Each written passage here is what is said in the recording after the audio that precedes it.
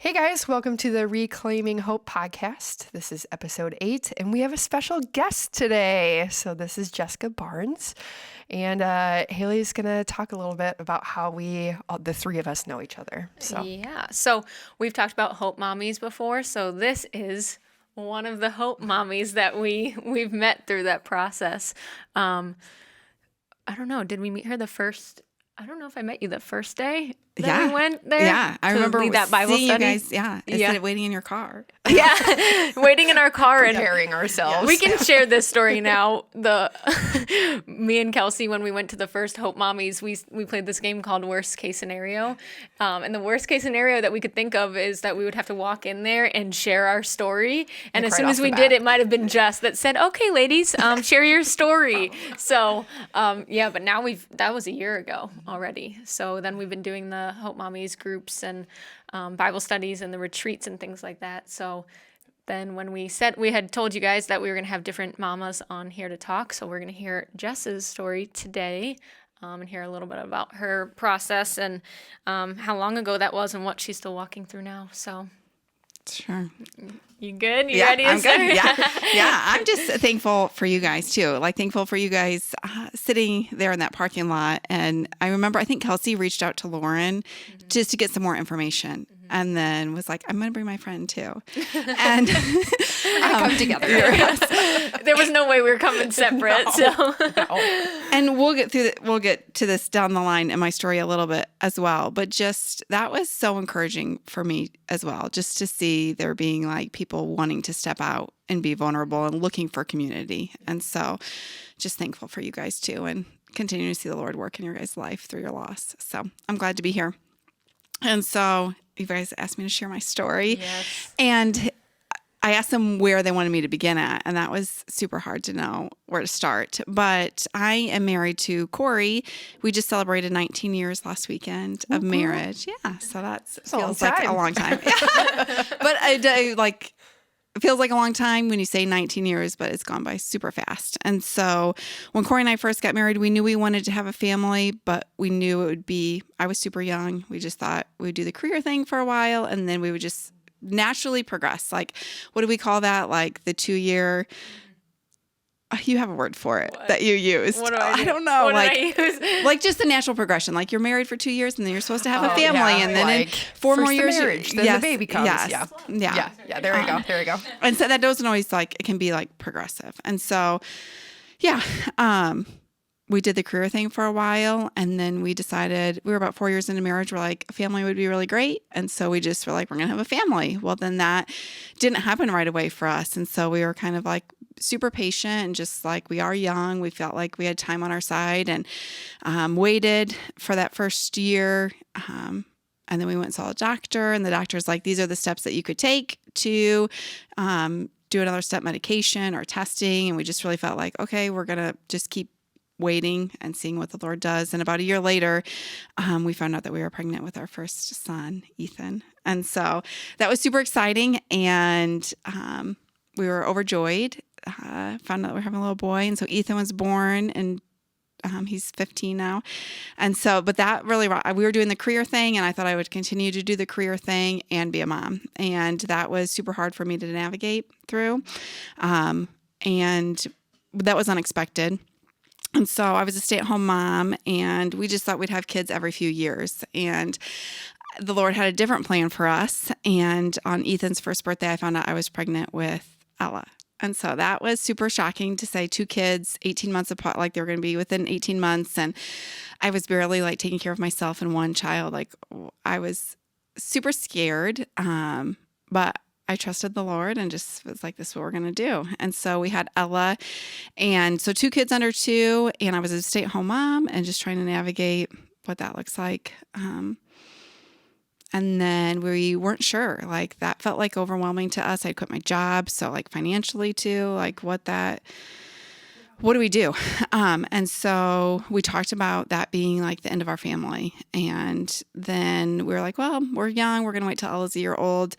And like we had control over this, that we would make that decision then. Yeah. And so Ella was 8 months old, and I found myself pregnant again. And so that 3 kids under 3 is where the Lord had us. And that was, to be honest, I remember calling my friend and being like, I took like 5 pregnancy tests and they were all positive. Like, what are the odds that this could be wrong?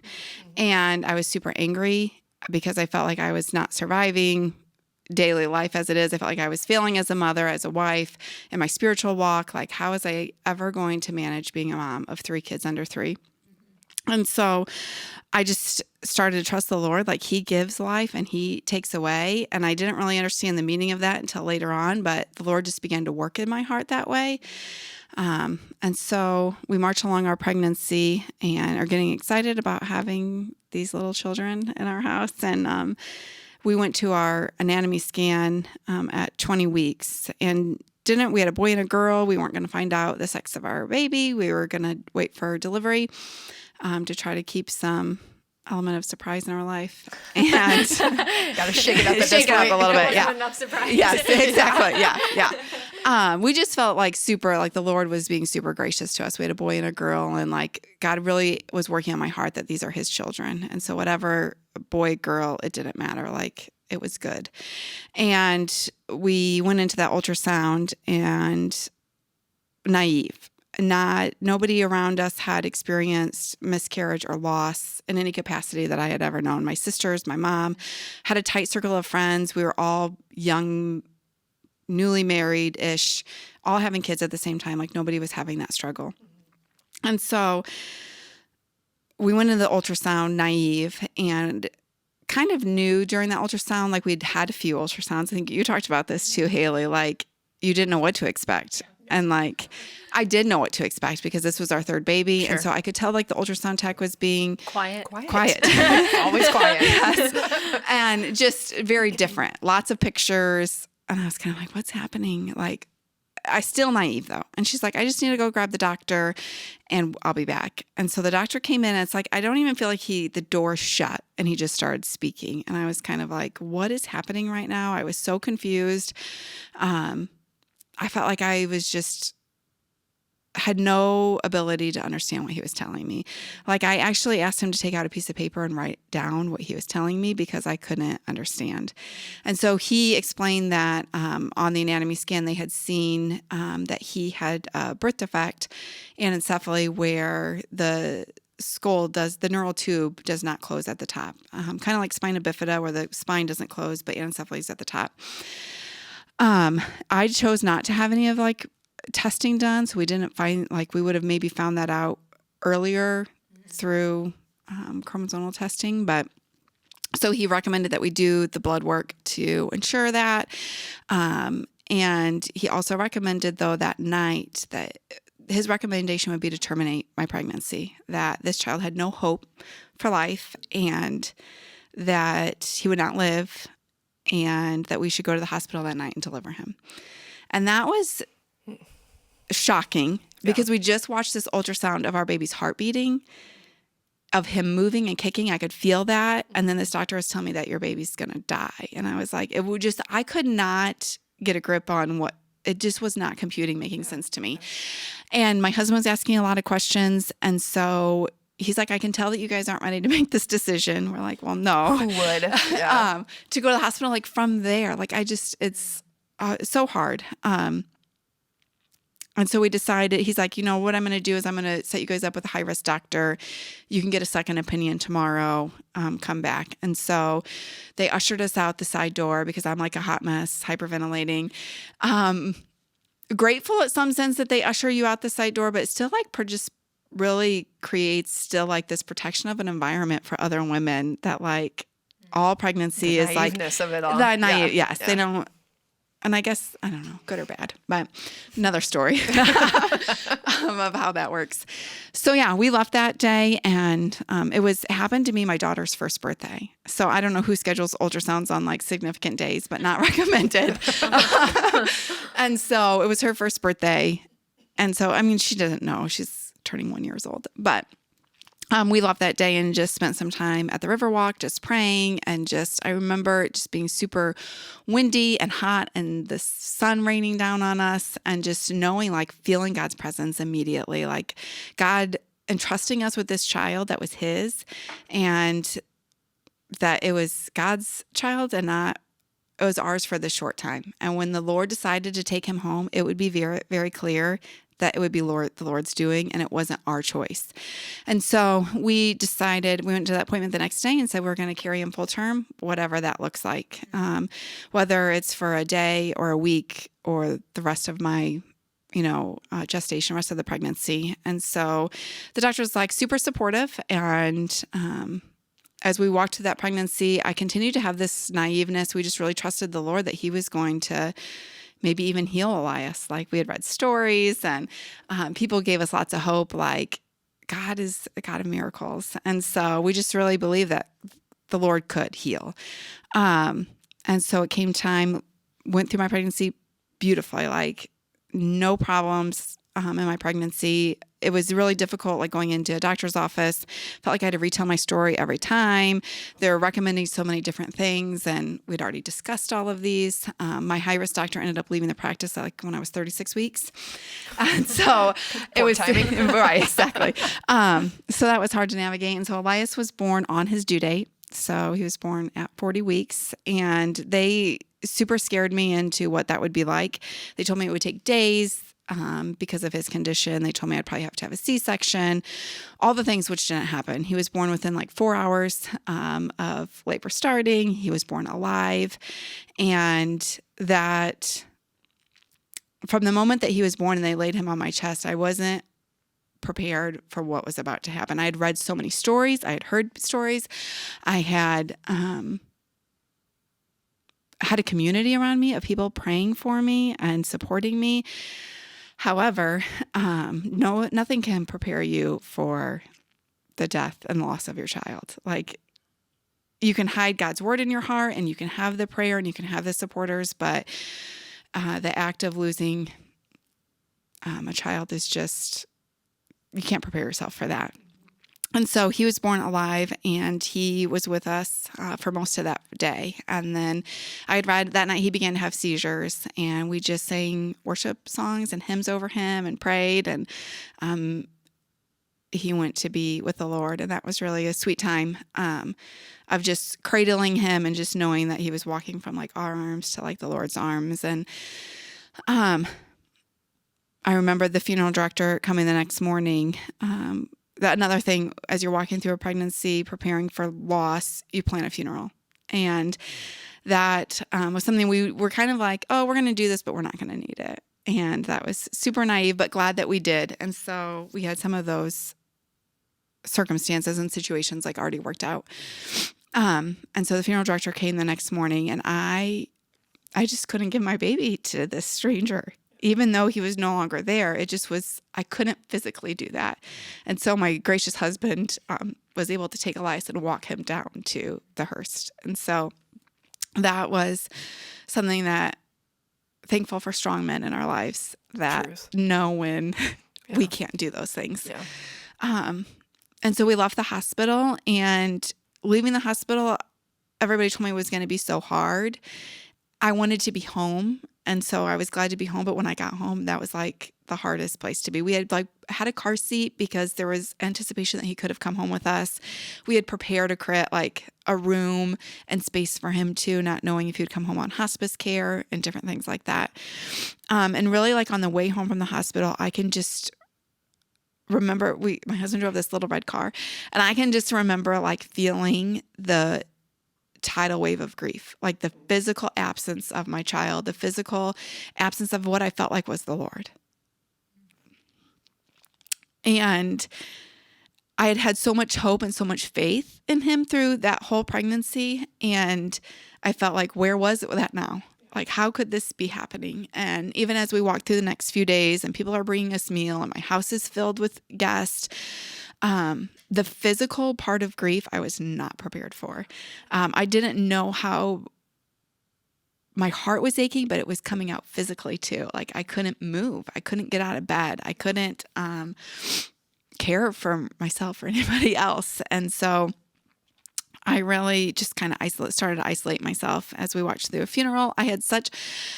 My church family was amazing. Like they really we were a part of a really great small group. I had really great friends who would just bring a coffee and leave it on my front porch. They just knew what to do, but everybody I was surrounded by had never walked through the loss of a child. And so it was just hard to relate. It was hard for them to step into that. And they would sit with me and cry, and they would do those things. But I didn't have this. Yeah. And so that first few weeks and months was really difficult. I remember my husband, is an engineer. He sees things super black and white. And so he's he's with the Lord. What's wrong? How, aren't you happy? How is this? You trust the Lord, don't you? And I'm I do trust the Lord, but this still feels really, really terrible. Yeah. It really feels like I can't go on. And so even though I had 2 living children, that was a blessing to see. I started, further, maybe 6 months after Elias had lost, I started to write down good things that I could see that were happening in my day, because it was super hard for me to even see one joyful moment. And so, but those first few weeks and months, it was super difficult. And then I sought out some biblical counseling, just for the sake of my marriage and for the sake of my other kids and the sake of my own health and well-being. Let me just wipe my nose here as I tear it a little bit. And so, those first few weeks and months where I wasn't expecting that. I felt like I had prepared myself so well for his birth and for a funeral, and then I didn't really realize what was going to come after that. I mean, I don't think you could really prepare yourself even if you prepared yourself, Yeah. So. Yeah. So I often say that first year of loss, without people even pursuing me and without me pursuing my relationship with the Lord, I would be divorced. I would be drunk and probably homeless. I would be really in a really desolate place of destruction. Because his word, I really just started to seek out God's word, for his promises. Does God really want me to hurt like this? Why would God not heal him? What sin do I have? All these crazy thoughts that some of it then was the enemy playing into my grief. But really just seeking out the Lord's word too for what his plan was and his purpose. And so really Psalms, I just read Psalm after Psalm after Psalm. Haley's in Psalm right now. Yeah. Yep. And just the progression of every Psalm is why have you forsaken me, Lord? Do you hear me? Do you see me? How long? How long? Yeah, that was 6. Yeah. Psalm 6. Yeah. How long? Yeah. Yep. And just knowing though that the prayers return to praise, and just then who is God and who does he say he is, and just that not coming back void. I really have been able to see that in the last 12 years of walking through grief. And so that was my first few months and weeks of just this identity. I felt we walked through this book with Hope Mommies called Anchored. Have you guys read it? It came in my box. I got through maybe 3 chapters. Okay. And I was I It's can't pretty do brutal. this It is, anymore. especially when you're fresh in grief, for Yes, sure. I don't think yes. I went through Anchored until 5 years after. So if that I says was anything. a couple months into it, and I'm I can't. However, one of those chapters is about identity. And I felt everywhere I went, I needed this sign that said my baby died, because I would be in the grocery store and I'd be a hot mess. I would be at church. I would be, at all these different events, and I just couldn't keep it together. Yeah. And that felt even more isolating. Yes. And or people trying to reach out, and you're really, I just need to cry, and I just need to I needed to walk through all of those things, but there's not a guidebook to that. And so just walking that tightrope of grief and joy and life, and trying to figure out how to do that. And so as life that first year came about, my husband and I really, as I struggled, just in my faith and what the Lord was doing, giving me a child and then taking that child away, and really wrestling through that. Like I said, God just really gave me a heart for whatever the Lord would give would be what we would be open to. And so about a year after Elias was born, I became a runner. Or jogger, we'll call it that. A runner. A runner, yeah. And ran a race. And then like that was super, being in God's creation and just having that mental space and that time for me was super healing. And so I ran that race, and then we were like, okay, we're going to open our hands and just allow the Lord to do what he would do. And so after a few months, I became pregnant, and that was like, okay, Lord, thank you. Mm-hmm. This is restoration, and this is redemption. And I get to see this beautiful story of how you've taken this like ugly, what felt like really ugly and hard moment of time, and make it beautiful again through a child. And so I became pregnant, and we were super hopeful. And around, I went for ultrasound like at 7 or 8 weeks. Everything looked great. And then on the 4th of July, in 2012, we miscarried baby E. And so that we hadn't shared with a lot of people that we were pregnant, because I had become more private with my life too. I had actually blogged my way through Elias's pregnancy. So a lot of people had read my blog. I'd put a lot of my feelings out there, and even some of my grief after that. But I just felt like this was really a special time for my husband and I, just to be in that joy and that moment of expecting this next child. And so we went to the doctor, and I had started to miscarry at home. And so I went through that process at home by myself with my husband over the 4th of July. And that was the 4th of July is my mother's birthday. And so is usually this time where like my whole family gets together and we do fireworks, and it's a great summer holiday. And now I hate the 4th of July. I mean, I've got, as time has gone on, it's gotten easier for me, but it's always this like super happy time for everybody. And then I feel like nobody remembers baby. Mm-hmm. We call that baby E. Yeah. And so, walked through that miscarriage, and the doctor was like, this is just a fluke. Like, this is just, we don't know. There's not an answer. There's not a reason. And that was, even with Elias's condition, obviously he passed because he had a birth defect, but even the reason why he had the birth defect, we did genetic testing. There was no reason to know why the Lord created him that way. Yeah. And so we wrestled through that too. And then as baby E, we miscarried him, that was like a whole different type of loss, because Elias, we had this child who I carried in my womb for a long period of time, who we held his physical body, and then connected in a different way. But then we had baby E, who we just had this huge like hope and dream for like the way our family was going to look. And then there was like nothing to hold on to. Yeah. And that was like a whole different type of loss, mm-hmm. and devastation. And so as I started to I shared with a few close friends that we had miscarried. And so they were definitely supportive in prayer, but it was a different kind of loss. There is no funeral. There's no, you're at your home for a week going through like this agonizing, terrible labor. That's what it is, labor. Yeah. And people are just so dismissive of what that is. Yeah. And I feel like, I don't know, the Lord giving me both those types of losses just, again, gave me the appreciation for life too, just the sanctity of life. And like life is the life, no matter whether you're like 40 weeks along or you're 7, 8, 10 weeks along. And so baby E was born, and I felt that devastation and that isolation, but I was trusting the Lord in a different way. And so I was open-handedly like, Lord, whatever you're going to do at this point. Yeah. I have no control. Like I had kind of controlled after Elias. We were like natural family planning after Elias, and we're going to wait this certain amount of time. I'm going to run this race, and then everything's going to be okay. And it wasn't. And so finally I was like, okay, Lord, I get it.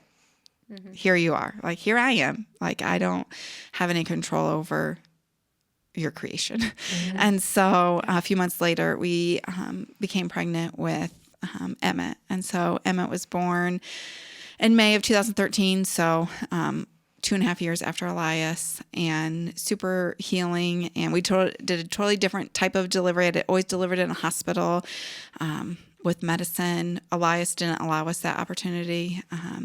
because he came so fast. And so the Lord just showed me what my body was meant to do. And so I delivered in a birth center and was home within like 3 or 4 hours, and just a totally different, just a lot of healing through that delivery. But also the Lord had already done so much healing in my heart, knowing that Emmett's life wasn't going to ever replace Elias's life or baby E's life. And a lot of people, even we were at a wedding over the weekend for a niece. And so people who are meeting for the first time, actually, they'll be like, oh, you have 2 kids that are older, and then like there's a gap between these next 2 kids. And it gives me the opportunity to be like, there are 2 children that are with the Lord. Yeah. And so that's been a tricky thing to navigate as time marches on to like, how many kids do you have? And there's times where you answer 4, sometimes I say 6 and say nothing else. And sometimes I say 4 living and 2 that walk with Jesus. Like, just depends on how I'm feeling that day. Depends on the day. Yeah.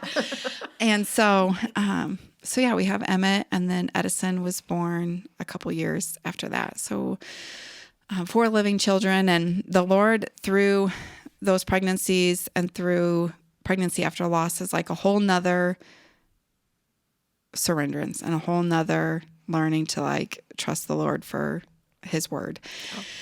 And so the Lord just began to bring women in my life that were experiencing loss. So like I said, I had never really been exposed to loss before.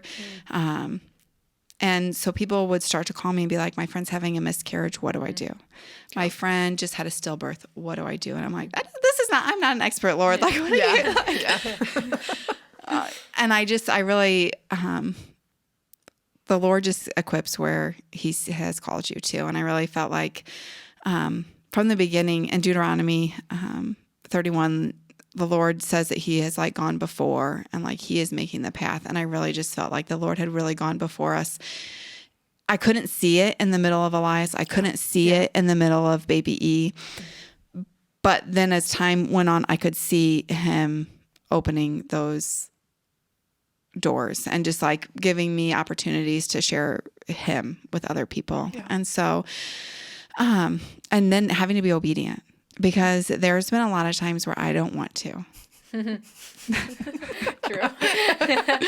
Where I'm like, Lord, like, death is weary and death is sad and it's hard and it's lamentful, and that just takes a toll on you physically and emotionally and spiritually even. But the Lord gives too, and his spirit has just continued to fill me up over and over again. And so as I've connected with women, I would often just mail cards, just be like, because I just had a new appreciation for life, and I wanted their children, I wanted them to feel like moms, and I wanted them to feel like their child had was a life, and that they are loved and cared for and wanted. And because it's just so dismissive, even from with Elias, like, oh, you're going to have more children, or the Lord has a plan. And I mean, and he does. Yeah.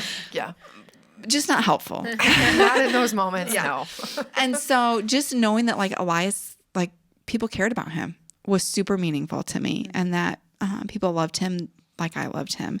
And so even moms that I didn't know, I wanted them to know that I love their babies, because God just gave me a heart for his children. And I met a good friend named Julie, maybe 5 or 6 years after Elias, and she had experienced stillbirth. And so we got together and just connected. She, the same way, just hadn't been exposed a lot to loss. Yeah. And we just connected, and then she came across this organization called Hope Mommies. And so she was like, you got to check this out. And she had went to a retreat in Texas. And so in 2016, in all that August, we took a huge leap of faith, and we're like, we're going to do this. We're going to do Hope Mommies of Northern Indiana. And Julie was our fearless president for the first 6 years. And so we just had this desire to bring the hope of Christ to people who were hurting, to moms who were hurting through miscarriage and stillbirth and infant loss. And we just felt like that was missing. Yeah. We just felt like there wasn't a great place for women in this area in northern Indiana, southwestern Michigan. Really, it's like the whole Midwest, but from what we've like discovered, but specifically in our community, we're like St. Joe County, Elkhart County, like that. It's just our desire is just for every mom who's experiencing loss to feel the love of Christ and feel the love of their child. And so I love that we're called Hope Moms because our identity is based on our hope in Christ, and then too in the motherhood that we do have through our children, even if they're not here. And so, and as we've walked along, like grief is funny. Elias was born in 2011. Baby Eve was born in 2012. So we're 12 and 13 years. And that seems, or 11 and 12 years. What year is it? 2023. So yeah, 12 and 13 years. Like it's a long time. And sometimes, that feels hard too, that it's been so long because I miss that. But I love that I still get to be their mom. And that has just been a really beautiful thing for me, is just to identify as Elias and baby Eve's mom through Hope Mommies and through this time of walking through grief. And there's times, I mean, birthdays, milestones are super hard. That 10-year was like, that whole like 6-month period around when Elias turned 10, when he went to kindergarten too, that was super hard. All these things, it's like you take your pictures of, you see all these pictures of kindergartners and you're like, that's supposed to be my child. And getting on the bus, and my good friend had a picture painted of, it's a representation of Jesus holding an infant. And there's all these pictures of milestones, like a wedding day, a graduation day, kindergarten, like riding your bike, playing soccer, and like then the first Samuel, like giving the child to the Lord.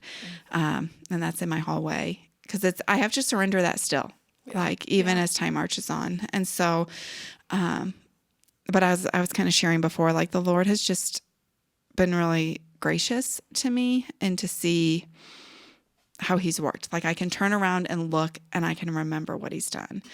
And I can look forward and know that even if, it reminds me of that song, like, even if he never does another thing for me, that's okay. And that when you're in loss, that can be super hard to say. Yeah. Even if he never does another thing. And learning just to surrender that your will to his will. And I continue to have to do that. I mean, through parenting and through grief and through marriage. I mean, it affects a lot of my life that I'm giving over, but grief specifically too, as the years go by of what that looks like. And that's harder to navigate because even, like I said, I don't know a lot of moms I've met a lot of moms now, but that are further in their grief journey of what that continues to look like and how they continue to grieve, how they continue to honor their babies. Like sometimes I feel like people are tired of hearing about Elias. Like too bad. Yes, exactly. Yeah. And I know but then that's like the Satan too. Like it's like, it's worth it.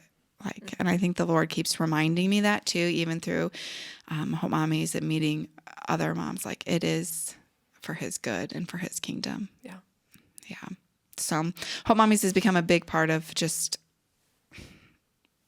allowing me to have space to do that as I'm back in a career and I'm back in, I've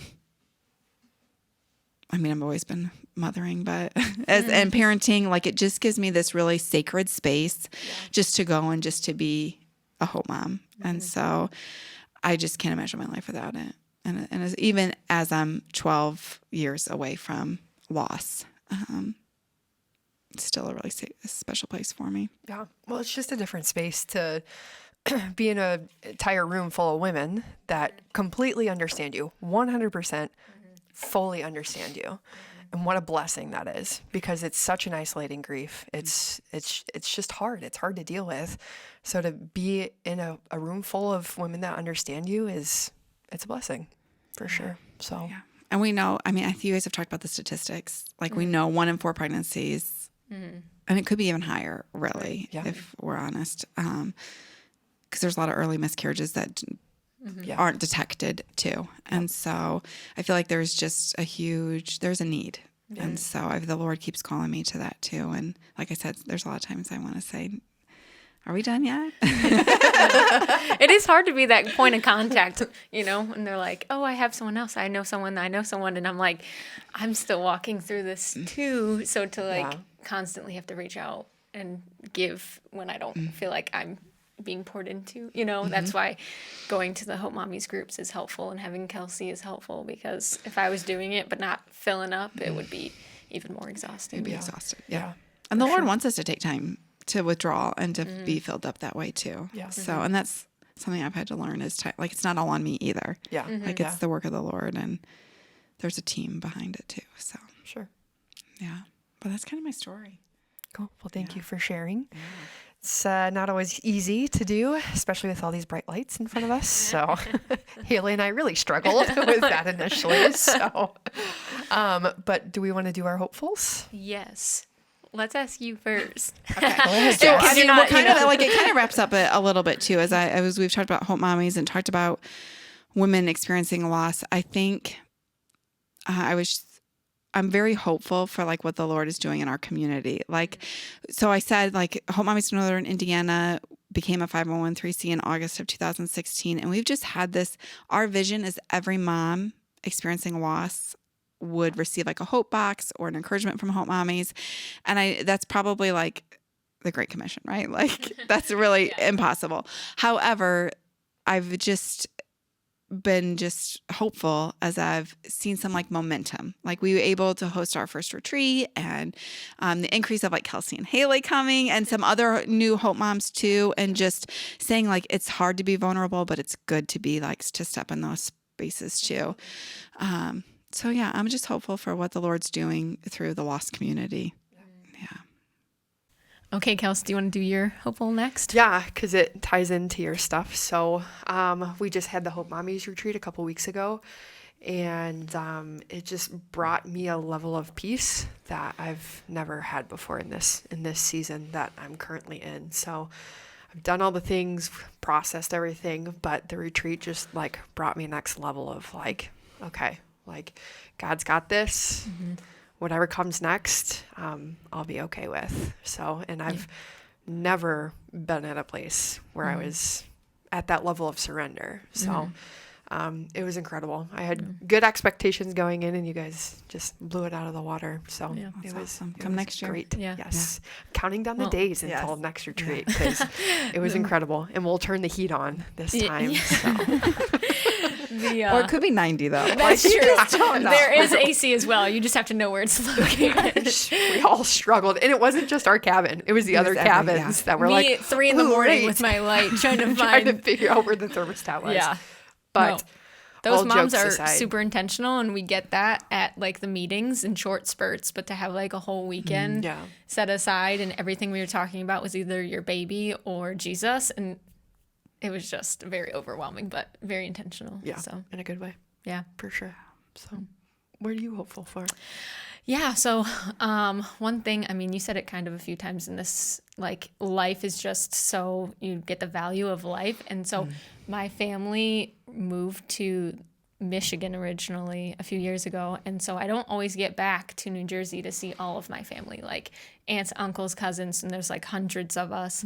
And so this year we are going back, and I intentionally, another thing that I've worked on in the last little bit is doing things that I want to do, because I'm really bad at that. I like to like help everybody else, and I don't really take care of myself that well. So I took the entire week off, and I'm going with my family, and we're doing like a whole Addams family, McCardle family, like reunion, and doing all of these things. And yeah, my dad has tickets to a Phillies game, and I think we're up to 60 people we have going to a game. So I'm just excited to go with my family and like have that time with everybody. So cool. Yeah, I think outside of even child loss, there is like that sanctity of life from all ages, from the elderly down to and I did littlest. just lose my grandma as well, so I think that's part of it, of like getting that family together. And we'll be going back home in the end of June for that funeral. So just like really recognizing like I have to spend time with my family, reach out and everything. I think it's all coming together. So Cool. Yeah, very cool. All right, guys. Well, thanks for joining us today. Jess, thanks for having me. Thanks for coming on. I'm excited for our first three-way. Yes, and we're going to three-way cheers mugs this time. So, all right. Thanks, guys.